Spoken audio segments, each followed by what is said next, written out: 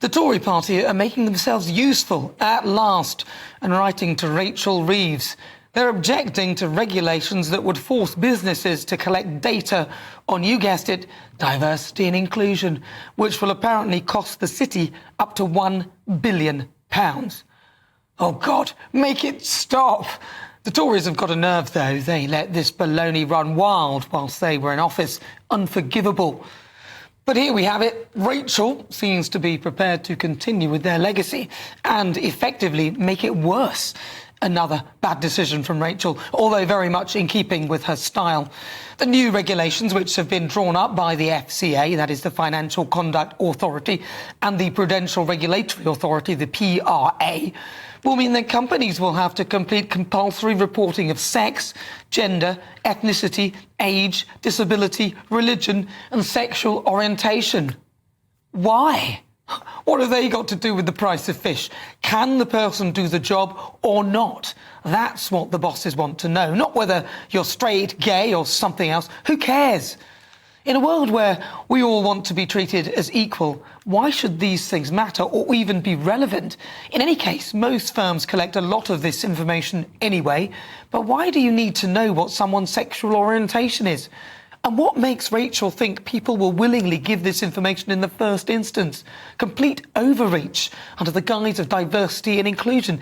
It's just not relevant and is segregating. And when you're segregating, you divide people further. It's just absurd.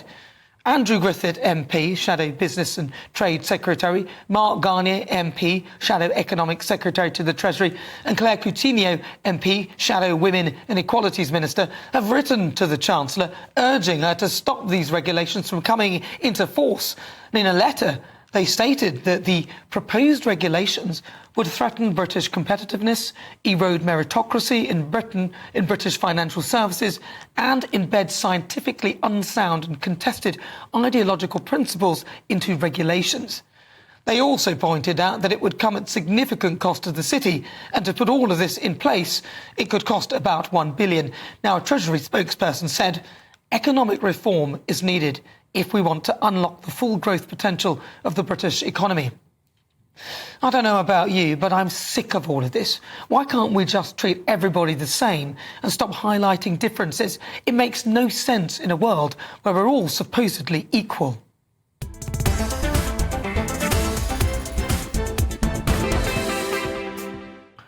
So let's get the thoughts of James Matthewson. He's a former Labour spokesperson. James Matthewson, welcome. So what do you think, James? You heard what I think. What are your thoughts on it? Yes, I certainly heard what you think, Nana. I couldn't avoid it. It's loud and clear, isn't it? And there'll be people who agree with you. Look, there will be, of course, there is this vast political difference in our country, in our system at the moment. However, this is the party of opposition to the Conservative Party, the Labour Party, who, whether you like it or not, whatever the reason you think it happened, they were elected at the last general election, so now they are bringing in their values into government, and those values are rightfully the antithesis of conservatism and anybody to the right of politics, but they're trying to do it in a balanced way, to a point where people on the hard left aren't happy with them, people on the hard right aren't happy with them. That's probably the kind of ideal place for them to be at the moment. But why does an employer need to know what your sexual orientation is? You know, it's not about needing to know. It's about. But why is it relevant then? Because I probably wouldn't tell someone.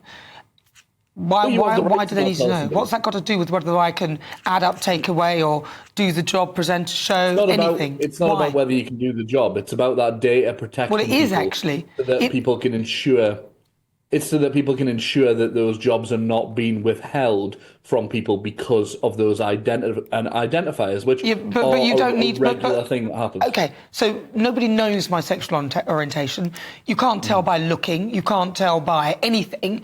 So why would that be relevant for me to put on a form to let my employer know, so that you're employing people who have a similar sexual orientation to me, when I probably wouldn't tell you, and I don't see you can't see it. So what's the point? if you withhold that information, that's absolutely fine. It's your right to do so. But if you are open about your identity and your sexual orientation and talk about it and are in a relationship with somebody, makes it unavoidable, then of course it's going to be known by people. If it's known by people, people who are prejudiced against those identities will use it against you. And Well, if people that's the don't reality of that know my situation. sexuality, then they can't be prejudiced against it because they don't know. Well, no, but I'm just this isn't saying the about. point of this. Listen, the point that even you must admit that that is irrelevant. Why do I need to make sure I've got 10 gay people, 10 straight people, 10 It's not bisexuals, about 10? Why don't you just want people who can do the job? It's not about that at all. It's about saying, if a company routinely doesn't employ gay people, why? When so many gay people have applied for X position and so many gay people have been turned down, why? It's about But collecting maybe that they've kind not of got the data. job because they're not very good at it. Like Well, the people who've gone in who may be gay. It doesn't make any sense. I mean, look, what do you think at home? gbnews.com/you'll say.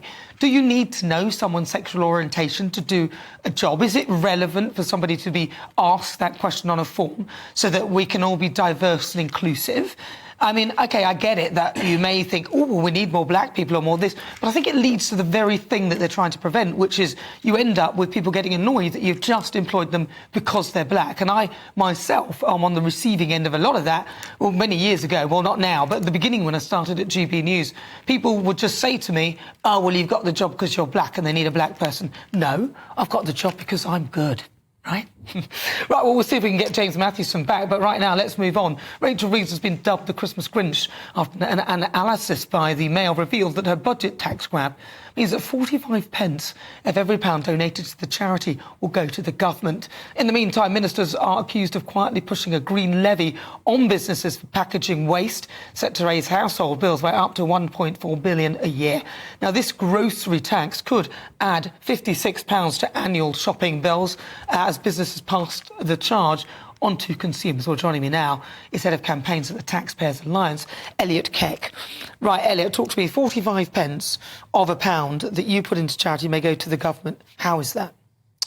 Well, that's because of the significant increase in national insurance that has been levied on all organisations with the exception of those in the public sector. So they've added 1.2 percentage points onto the base rate, and they've also halved the point at which you have to pay it on an individual salary. And of course, individuals and the workers make up the bulk of the charity's costs. And so if you massively increase the taxes on those workers, you're going to lead to an enormous amount of tax being paid from the charity back into the public sector. So how much was normally contributed in a pound to a charity before this? Well, what's it gone up to from 45%? Yes, what was it before? I haven't seen that calculation. So, I mean, what we do know is 13.8% is what you used to pay on an employee's national insurance. From April, that's going to go up to 15%. It used to be the case that you paid national insurance above anything above £10,000. That's being halved to £5,000. So a lot of people, I mean, what about this diversity drive? Because the city is saying that it could cost £1.6 billion. Yeah, it's complete nonsense. And it's another example of the way that this Labour Party seems to be absolutely determined to hammer business in any way they can, from the national insurance rise to the changes to the minimum wage and the employment rights bill that will give employees day one rights rather than rights after 2 years, which is the normal way. They've kind of taken a 3, 4, 5, you can argue how many pronged assault on the UK's private sector, all to pay, I'm afraid, for the public sector. Which aren't victims of the NI hike. Exactly, they're shielded from it, so they're getting the additional money to fund. So it's very much one rule for them and one rule for everybody else. And so, once again, the public sector's shielded from it. They're already paid better, more annual leave, more sick leave. All the rest of it, there's not a single way in which they're not better off in the public sector, and yet they're being shielded from this damaging tax hike. Wow. So what about the grocery tax? And now the idea is to push up and achieve the government net zero targets. What is it, and how is it that it affects consumers? I have to say, so I have not seen this story, I'm afraid. No. Because the £1.4 billion grocery tax, and basically ministers have been accused of quietly passing legislation which will add as much as £56 to household costs annually, which is shocking. In terms of the farmers, though, is there any likelihood that the government may turn back on this one? Yeah, I do wonder if they're going to find a way to change this policy. It's been such a disaster. It's not going to really raise them any revenue, and it's causing an extraordinary amount of harm. I wouldn't be shocked if they find a way to perhaps lift the threshold at which you start paying it. So at the moment it's £1 million. I wouldn't be surprised if that gets increased potentially significantly. They need to find a way to U-turn on this, because for such little revenue raised, it's such a damaging policy. And just your thoughts on this, because Rachel said that Nigel Farage hasn't got a clue on the economy. Do you think that some of the policies that Reform have put forward are a little bit pie in the sky? Well, listen, the key thing with Reform is going into the last election, they knew they weren't going to get into government. So the policies they were announcing were, a set of values, a set of ideals. They weren't a serious, concrete policy agenda, because no one thought that they would get 326 seats. I mean, they got 5. I think that's a good result for them. I think the values that they espouse, which is a smaller state, lower taxes, more fiscal responsibility, are broadly good ones. They need to add a bit of meat onto the bones. But Nigel Farage is a man that has done very well, set up businesses, run businesses, and clearly has a much better understanding of the economy than Rachel Reeves. I don't think there's anyone on the front bench that has actually run a business. No, they have been involved in charities, though, and that same charity sector that they've been involved in, they've spent a lot of their career dedicated to, is now being hammered by their own tax rises. So I do wonder if Labour are looking at charities and thinking, is there some help we can be providing them?